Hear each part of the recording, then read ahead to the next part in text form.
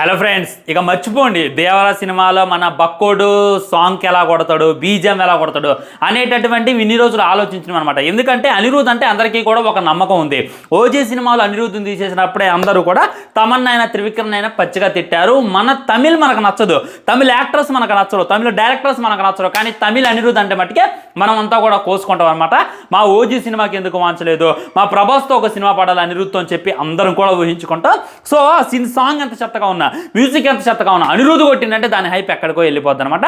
ఇప్పుడు ఇదంతా ఎందుకు చెప్తున్నాను అంటే, దేవరా మూవీ నుండి 23 సెకండ్లు ఉన్నటువంటి ఆయుధ పూజ బీజం అయితే రిలీజ్ అయిందనమాట. బీజం అయితే రిలీజ్ అయిందని చెప్పుకోవడం కన్నా లీక్ అయితే అయిపోయింది అనమాట. అందులో అయితే ఫుల్ క్లారిటీగా అయితే లేదు, బట్ అలా ఇలా వెళ్ళిపోయింది. మధ్య మధ్యలో కొన్ని సౌండ్లు అయితే వినపడుతున్నాయి. అయినప్పటికీ నేను కాన్సన్ట్రేషన్ చేసి ఇయర్ ఫోన్స్ పెట్టుకొని వినేటటువంటి ప్రయత్నం చేశా. పిచ్చి లేచింది భయ్య.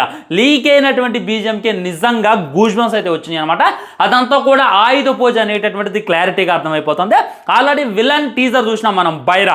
ఇందులో చూసుకున్నట్లయితే మన హీరో పేరు వరాలాగా ఉండబోతుంది. అంటే దేవరాలో దేవ తీసేసి వరాలాగా తన పేరు బైరా. వీళ్ళిద్దరి మధ్య ఒక ఆయుధ పూజ, ఒక యుద్ధం అయితే జరుగుతుందన్నమాట. యుద్ధానికి ముందు వీళ్ళిద్దరు కూడా వాళ్ళ ఆయుధాలని పూజ అయితే చేస్తారనమాట. ఆ టైంలో వాళ్ళంతా కూడా శత్రువుల్ని వేటాడడానికి వెళ్ళినప్పుడు, చంపడానికి వెళ్ళినప్పుడు, యుద్ధానికి వెళ్ళేటప్పుడు వాళ్ళ ఆయుధాలన్నింటినీ కూడా అమ్మవారి ముందు పెట్టి ఒక ఆయుధ పూజ అయితే చేస్తారు.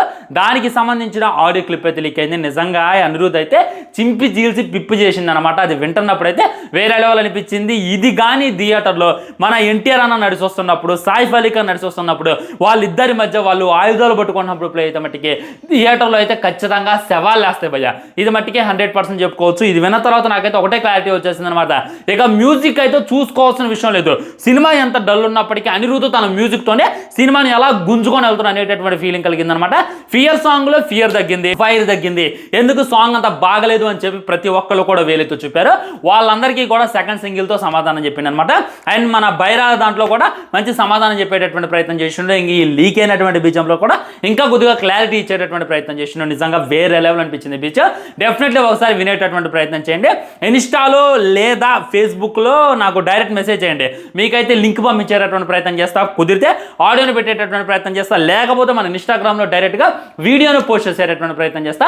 నాకైతే చాలా బాగా నచ్చింది. సో మీరు విన్నారా లేదా అనేటటువంటిది డెఫినెట్లీ కింద కామెంట్ చేయండి. సోషల్ మీడియా మొత్తం కూడా ఇదే వినపడుతుంది అనమాట. వాము మా బక్కోడు వాయించబడేసిండు, మా ఎన్టీఆర్ అనంగా ఈసారి హిట్ కొట్టినట్టు అనేటటువంటి హైప్తో కూడా అందరూ ఉన్నారు. అది మరి ఉంటా మీకు తెలియజేద్దాం అని చెప్పి ఈ వీడియోతో చేయడం జరిగింది. ఛానల్ సబ్స్క్రైబ్ చేయండి, వీడియో లైక్ చేయండి, వీలైనంతరికి వీడియోని షేర్ చేయండి. ఇవన్నీ మాత్రం జై హింద్, నమస్కారం.